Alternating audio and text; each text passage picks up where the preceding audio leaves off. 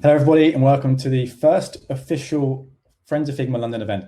Give us a little clap in the chat. This is a really big opportunity for us as London Figmates to spread the word, have some amazing speakers, and push the word of Figma forward. Today, we're going to be talking about Figma for Teams, more specifically, making documentation, guidelines, and onboarding easier. I'll be your host. I'm Louis Oriash. I'm Figma's designer advocate based in London. We have two amazing speakers today, Jordan Sheldrick Devine, design director at Design Studio, and Maria Centola, who's a digital designer at Soon. Without further ado, I won't take any more of your time. I'm going to hand it over to Jordan, who will be kicking off the first session. Fantastic. Thank you so much for the introduction. I'm really excited to take you through this. Let me share my screen and leave a suitable pause again for cuts. Application window. And of course, I've put together the talk to Figma because it would be silly to do otherwise, especially given topic. So, hi everyone, I'm talking about brand documentation today. Certainly more talking to teams and the documentation of assets around brand. It's a brief introduction from myself. I'm Jordan. I'm digital design director at Design Studio. My background has been working across digital and product studios. So from working at Rehab Studio with clients like Google and Facebook and Toaster to more product focused agencies like Beyond, working with Just Eat and Google, spanned a lot of digital products and digital marketing. That gave me a portfolio that was really built up of working with large digital teams. And I'm really hammering home the word digital because that's what sets me aside at Design Studio at the moment. Design Studio is a brand studio. They're famous for making brands such as Deliveroo or Airbnb, or more recently, AO and Tencent Games. They work with startups or massive companies to sell in new brands or help them reimagine what current brands are. My role there is really to connect brand and product teams. What I do is come from more of a product background, and I'm able to speak product and digital to a degree and introduce them to new brands and new ideas. So as much as I'll be working for new brands, I'll be helping those brands be implemented by product teams. It's a really exciting role for me, and the place where I get to connect these two worlds and speak to both sides. But really what I'm talking about today is how can what we do at Design Studios, create these new brands, how can we hand those over to our clients? Now, clients in this case can be anyone from CEOs to marketing teams, but more likely than not to other designers, to fellow designers and digital design teams and product teams. Quite a lot of the work at the moment is under NDA, so I've put together a fake brand to run us through. But quite classically, my work will be to help product teams implement this new brand. So we've given you brand new logo, new assets, and how do we take that into your websites and products and roll it out across all different touch points?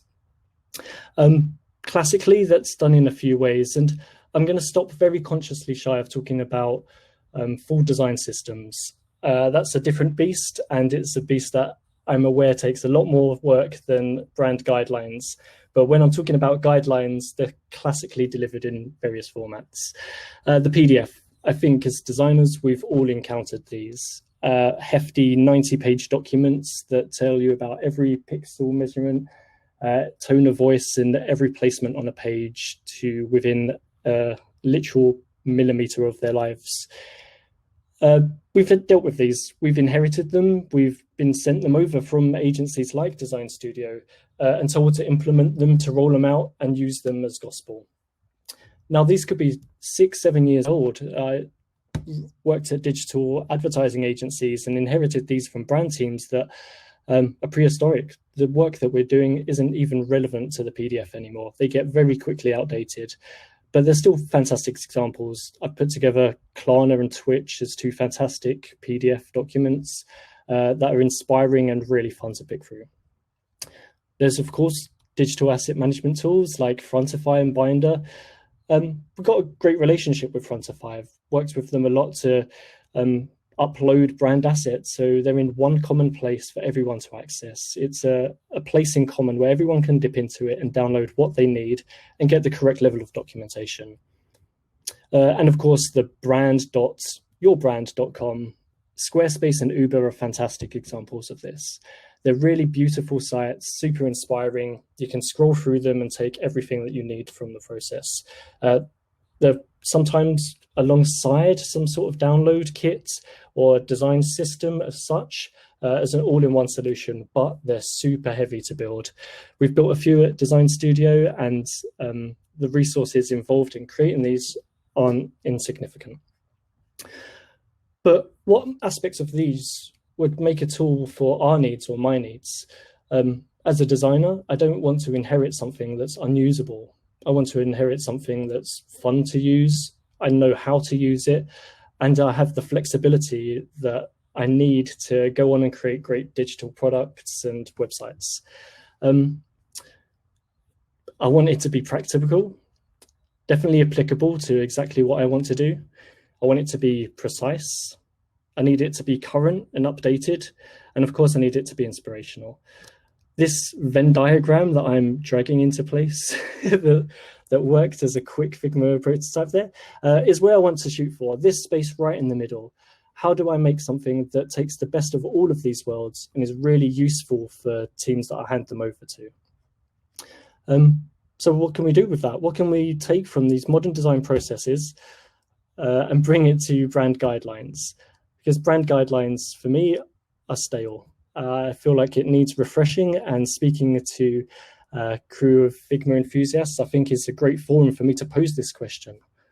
The format of what I've put together today is a series of questions and ideas, a couple of thought starters that I've started to experiment with on my side, but I'd really love at the end of this all to open up the floor and talk about where we could go with this. Hopefully inspire a couple of interesting questions, or for people to tell me I'm wrong and this is an awful direction to head in. I'm really interested to hear how this pans out. My first thought is, can we do it all within the design tool? Everything contained within Figma. Why navigate away from Figma if it's able to do all of the tools, all of the jobs from above? I think it might. I think it could be able to. I've started to experiment with it, and I'm going to take you through a couple of the ideas now. First of all, out of the box, it has all of the advantages that it needs to tick most of these boxes. Being cloud-based, everyone's going to be singing from the same source of truth. Everyone can get involved and make sure what they're seeing is exactly the same as their managers are seeing. Libraries are already part of this, so people can download and browse for what they need. As with components, everything's built out in a way that's super smart to hunt things down and build out these assets.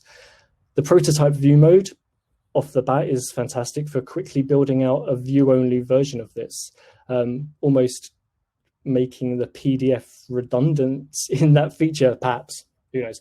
And of course, the inspect mode built into there, doing a lot of the jobs that a very light design system might do. Now, it's very light, but I feel like it gets part of the way to a very good build out that PDFs can't, and that brand sites tend not to dip into. But what of the other things? How else can we push this and challenge what we do to make handing over these documents really fun and inspiring? And I really believe for someone to learn their brands, they should understand their assets. And we can build tools within Figma to help people try it out. So allow me to mess around with this. And on the right-hand side, I've set up our variables, and people can experiment with things like this. They can see the layouts of their brands, switch photos on and off, hide their guides, and really explore what it is to make their brands come to life across this tool. Now, I can imagine this being built out across every single element within these guidelines. Handing this over, and every single thing has its variations. You can explore, experiment, and really learn your brand as you go. And equally, to really enjoy your brand, you should be able to play with the assets. So I've done the same exercise again, but for tone of voice. Here we see a very straight piece of marketing. If I turn off the formal switch, it gets far more like a tone of voice might be. But then how about we build in some different ways to test variables. Now, this isn't about button states being up and down. This is about tone of voice. So honesty, let's tone it up a little bit. There's some honesty. We've lost the word good. Kind of honest. We're getting there. How about brutally honest?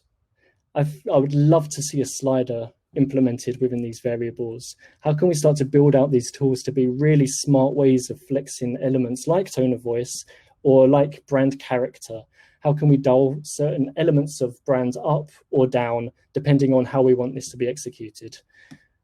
And of course, designers or marketers can take this straight out of the guidelines and export it. They can start to make their own social assets or email headers directly from the guidelines tool.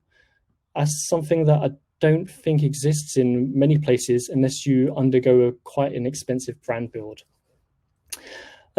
Equally, I believe that we should show and tell, and you can do this really well within Figma. So you've seen these 100 times, mock-ups of posters, but building them out in Figma and having everything live, you can swap things out as you go. We can have a look at swapping out things like the text. You can build out all of your libraries, so things are in place. You can swap out your pidge for pigeon and make assets in the place. For you to be able to explore and experiment with every single asset on the page, you can understand the components. You can track back every element to its core piece. You can see when it was last updated. So my word mark here, updated using some of the inline commenting features on each of the components. Everything is trackable and breakdownable. This doesn't exist at the moment in how people deliver guidelines. These are static PNGs that you can look at, take inspiration from, and then need to go off and hack up a Photoshop file if you're lucky. And finally, of course, I really believe in this part of the process when it comes to handing over documents to teams is to get everyone involved early and collect everything that's experimented with. If we're working with a brand, it makes absolute sense to let them create and grow and explore what you've created as a brand team. Firing something over the fence with a whole bunch of inspiration and mock-ups and tote bags and hats is fantastic, but it shouldn't stop there. This should be a living document that evolves, it grows, breaks, changes, and as a brand designer, probably shouldn't be encouraging it too much, but absolutely the brand dies if it can't evolve, if it can't be hacked and changed and adapted to needs. So Figma does this. Figma tracks it all the way, and I feel like there could be a space where an unpoliced version of this is okay. Perhaps it doesn't always need brand guardians to look after every single step, perhaps. Or perhaps that will break it in a minute, who knows. But designers can be trusted, I'm sure.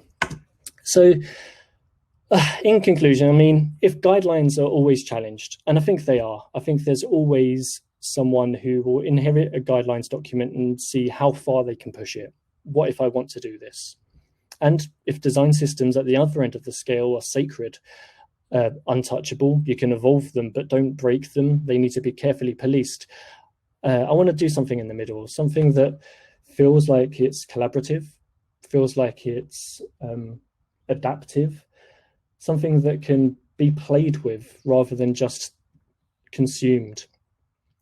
So I feel like moving away from those editable files does create this barrier between designers and their brand. There should be an ownership. When we hand over a brand new brand, that becomes a baby of somebody else. And by taking it out of the editable forms, it will never feel like theirs. It will always feel like they've inherited it. And I think there will always be some sort of resentment or pushback. But to wrap it up, chat to me. I'd love to hear some thoughts about this. Any comments or feelings, anything that you've inherited that you feel works really well. I'd love to pick up on that. I'd love equally to be challenged about this, push back on this, make me feel weird for bringing up these topics. I'd love to open that discussion. But also, if you've seen any plugins out there that start to get close, I feel like this is the absolute best forum for sharing these ideas and talking about how brands and product teams can come together to make brands that everybody loves and connects with. And when I complete my complete switch, there we go. Thank you so much, everyone.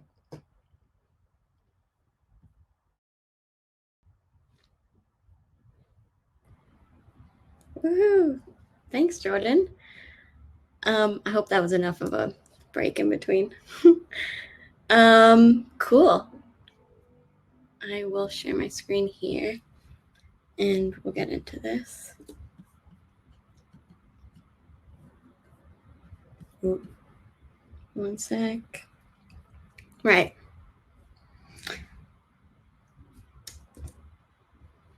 Okay. Ooh. Hi. Little setup there. Right. Today I'm gonna talk about how we use Figma at Soon.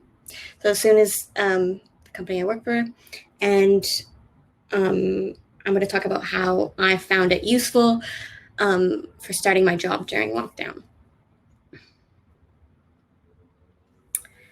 So, hello, my name is Maria. Right, I work as a digital designer at Soon. We're a small digital product development agency based in London Bridge area.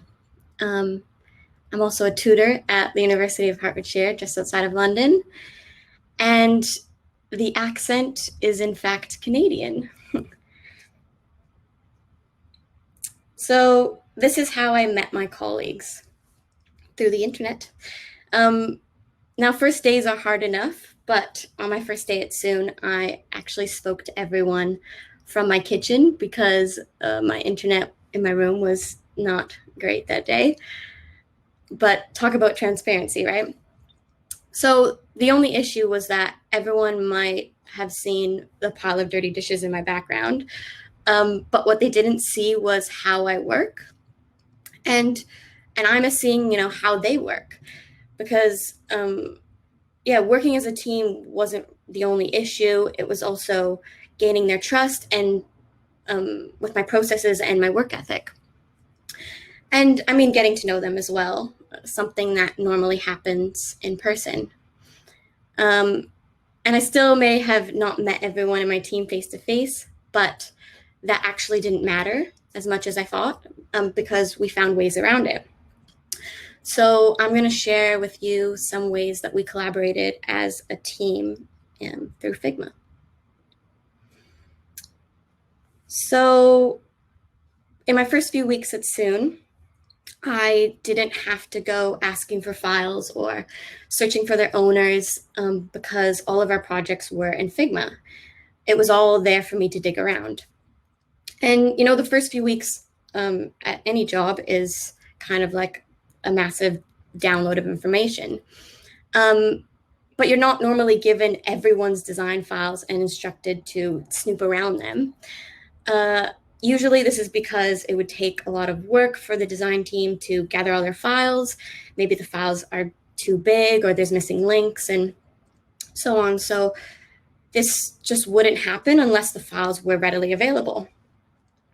And this meant I also got to see how the other designers at Soon work.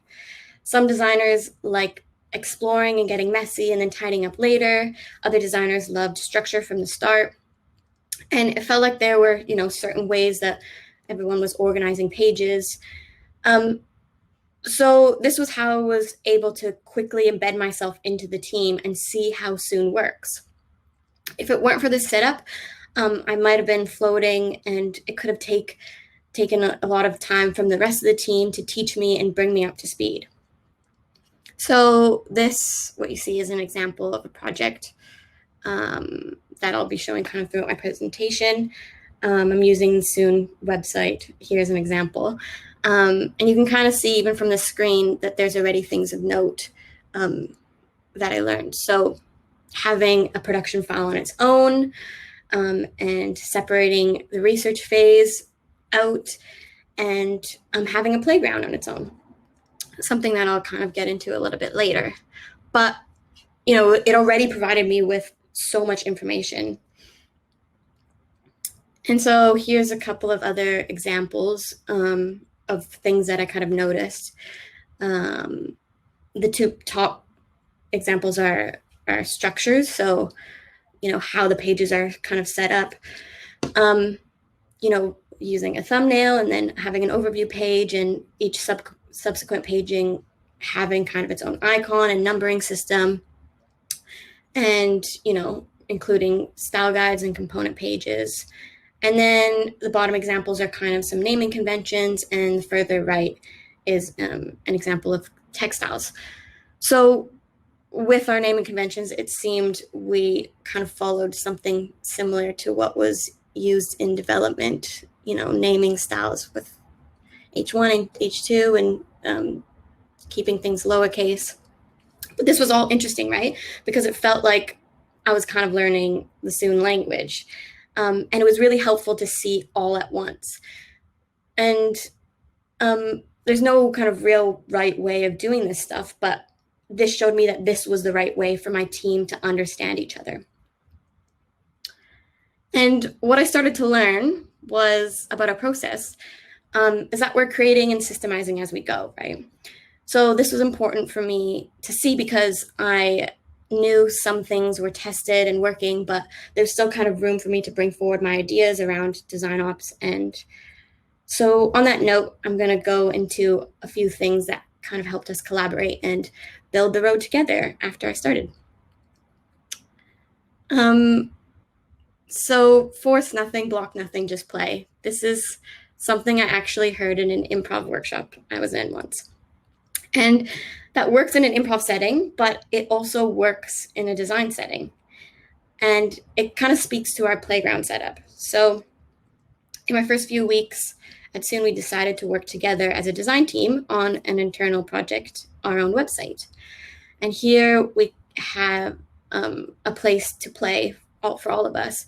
It allowed for overlapping ideas and making mistakes and working freely, almost like, our own sketchbook. So this was kind of my setup. And this page was like my work in progress page.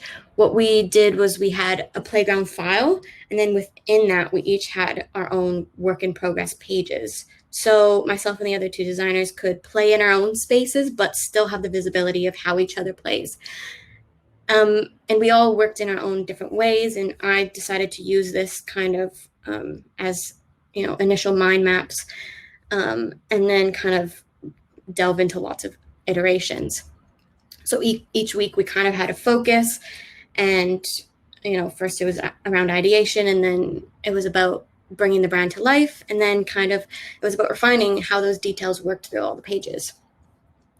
So yeah, in improv, we're actually told to step into the scene before we know what we're doing. So the idea is physically step onto stage and then work it out when you're there. And Figma actually helps us do that in design. We can just play and iterate and learn together and work the final solution out as we go. So this is actually how my team gained trust in me, through transparency. While working on our own site together, we ended up doing this really awesome thing where we stole from each other. And stole maybe isn't the right word, because what we really did was kind of merge ideas. After going off and creating our own ideas in the playground, Ken, one of the designers at Soon, created this page where we could come together and identify things that we wanted to bring into the final design. So on the top section of this page, you could see we kind of brought all of our best ideas to the left-hand side, and then one by one brought over the ideas that we all thought were the most successful to the right side. And below you can see we made like a little sticky note next to them describing why, what was the idea, what we liked about it, and how we could take it further.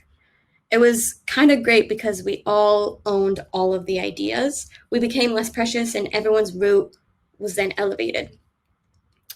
And it meant we were constantly communicating our ideas to each other and seeing the different approaches we all took. But also we were able to kind of go off and interpret things in our own ways. For example, I love a mind map, and I was kind of able to do that and explore it freely. And, yeah, other designers worked in different ways. And so it was kind of an opportunity to kind of hone those areas that we were comfortable in. And so it's surprising how much I feel like we trusted each other after that exercise, and not just within the design team, but the whole production team. Because with Figma, the devs could view our entire project and not just the final screens. They got to see how we arrived at our conclusions. And the most valuable part of working in a team with developers was we don't just hand off. We communicate about iterations that didn't work and how we built a certain thing, and it helps us all stay aligned.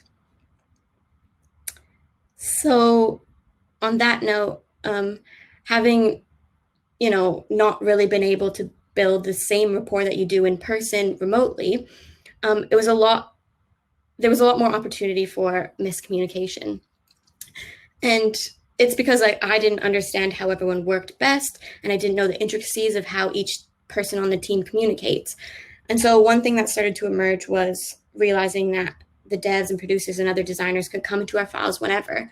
And I felt like we kind of needed a way to communicate to them what stage in our process we were in. So here you can see some various ways that we've been using Figma to communicate, sticky notes and comments and colored boxes with the latest amends around them. And we needed to come up with a way to communicate that some parts of the project were still a work in progress. So we decided to add in this progress bar and implement a traffic light system within the pages. We're trying out putting the status of the designs in the file, if it's blocked or in progress or complete, just to kind of try and be as aligned and transparent as possible. And another thing I realized while snooping through old files was that I kind of had no clue what decisions were being made beforehand. I just saw the finished piece, and I kind of missed all the context of that you might hear, in a studio normally. And the great thing about opening up transparency is it means that we could make more and more parts of the process available to the team. So we started playing with creating a decision log in the file to document our decisions, allowing any of us to come into the files in the future and get full context.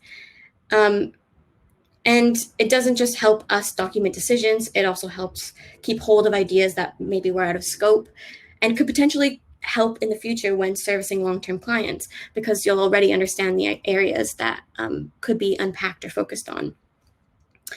And then again, on the transparency side, we're testing out adding internal briefs into our files, almost a designer's brief really. But again, it's something so that anyone could come into the file and get a quick overview of the goals and desired outcomes. Something only a few pages, as little design as possible really, because it's about being functional. But the idea is that we were documenting our thoughts more and trying to have those thoughts be in one central location. And because, documents get lost, or sometimes client briefs are quite lengthy and hard to skim, this way of working gave us designers focus, and it's a great place to kind of check back in, because oftentimes all the answers are within the brief. And then something that is not necessarily new to the design world, but was really helpful working remotely, is shared libraries. At Soon, we have a few overarching shared libraries that work almost as a template, kind of starter styles for beginning a project, so that we don't have to do so much decision making around type sizes and grids at the beginning. And it's pretty neat. We've got a system of responsive styles, and everyone has access. And then different project libraries for each kind of client. And so it meant that we were all able to see how everyone was growing and building each project. And it was also helpful for, clients that we're working with long-term, because we're able to share the work as designers. It was quite easy for me to kind of pick up any project without ever really having to ask for type styles or colors from my team. We were all able to use the same styles with a few clicks. And it's something we're constantly kind of discussing about how to be more lean with our libraries, because they're such an important part of the process.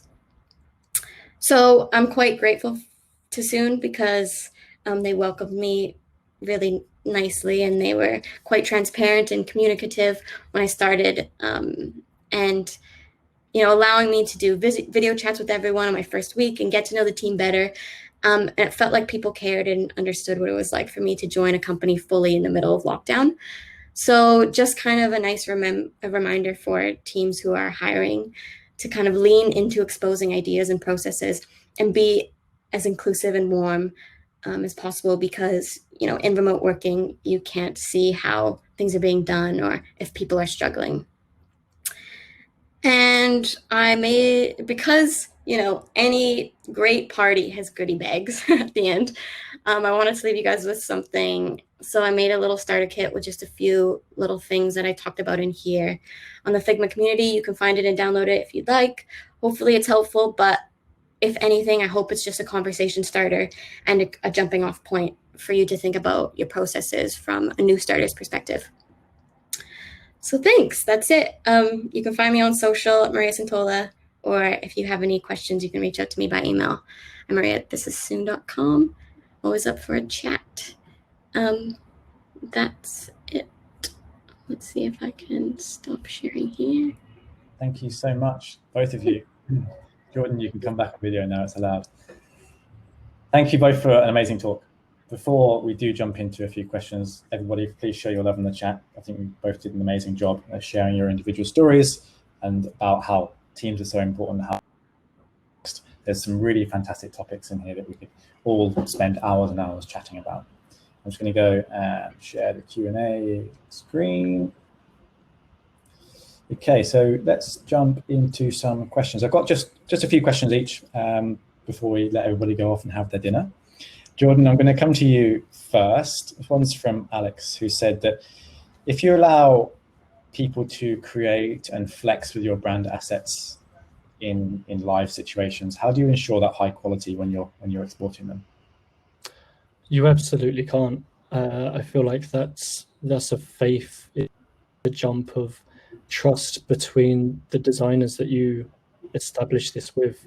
I think absolutely. The responsibility for the brand design team who set it up is to make beautiful designs and hand them over faithfully. But this stuff will be remixed anyway. The people will adapt and break and flex. I think the benefit of being somewhere like Figma is you can have a lot of eyes on it at any given point. You can build up that trust over a period of time. I'd hate to send someone a PDF and be like, there's your brand, get on with it. I feel like if I speak to them enough throughout this process, we can understand the ins and outs and the intricacies. Like, as Maria said earlier on, like if you share things that didn't work during the process, people know how it works much better. So keeping those channels open, people will break it if they want to break it, but if people understand it, you've got a much better chance of it lasting a long time and being loved. Fantastic, thank you. Maria, I'm going to come to you next. And this one's quite a simple one, but I think you could flesh it out quite a lot. Did you actually anticipate enjoying that remote onboarding as much as you did? Were you quite scared, nervous before you jumped in, and then you realized it was actually quite an insightful and an exciting experience?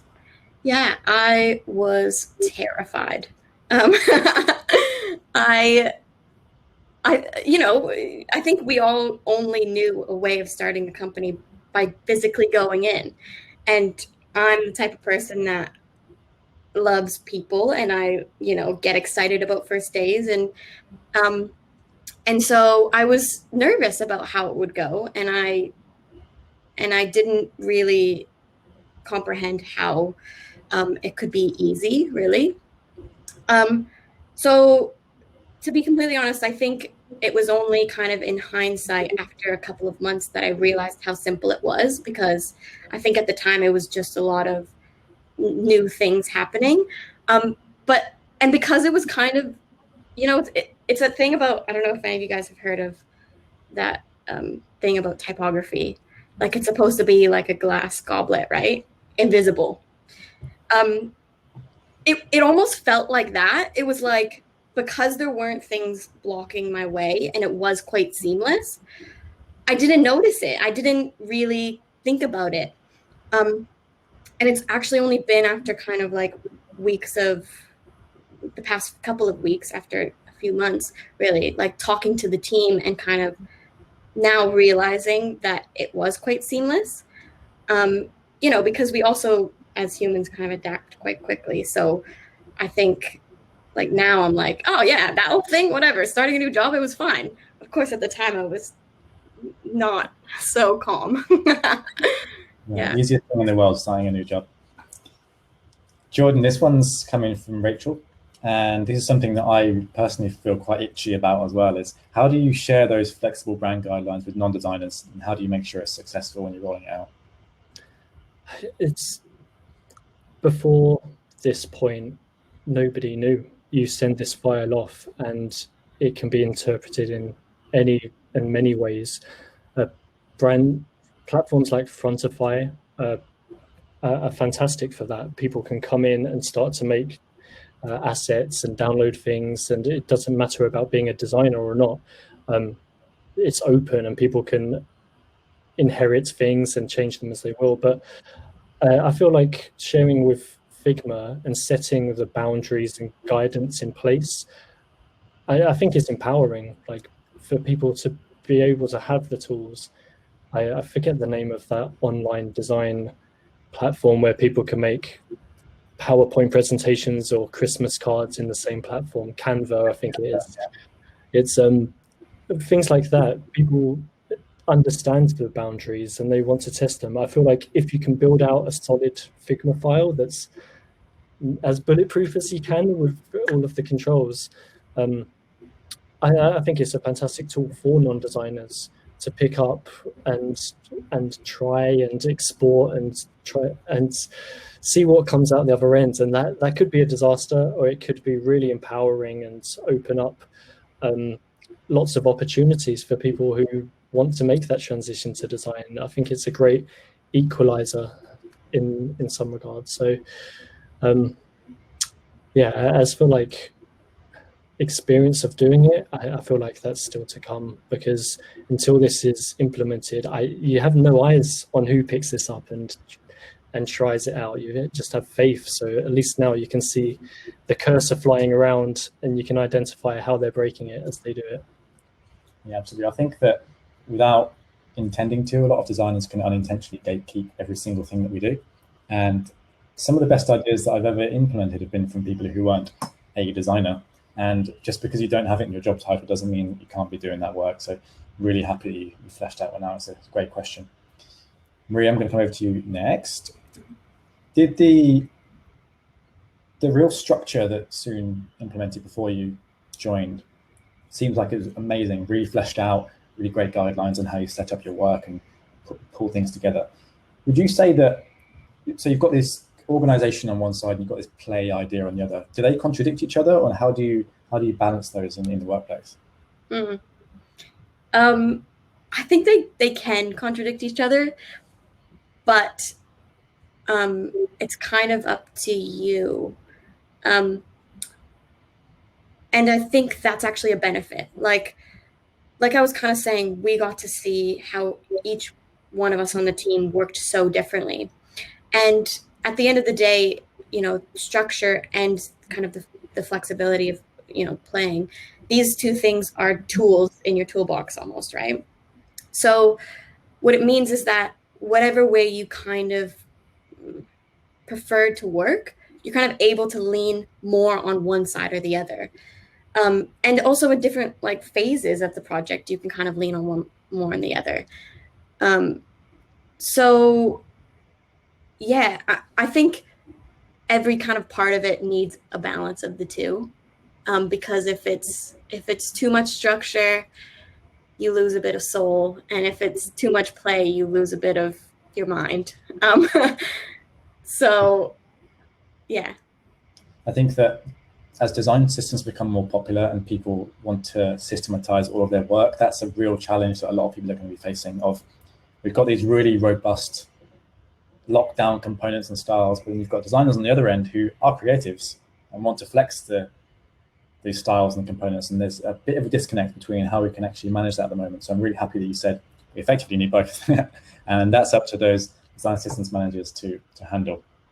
I'm going to follow up with a question on this one. Of the remote onboarding that you did have, do you think that if that was done in the office, you would have had less insight into that structure and those organizations? So was it actually a benefit of being remotely onboarded?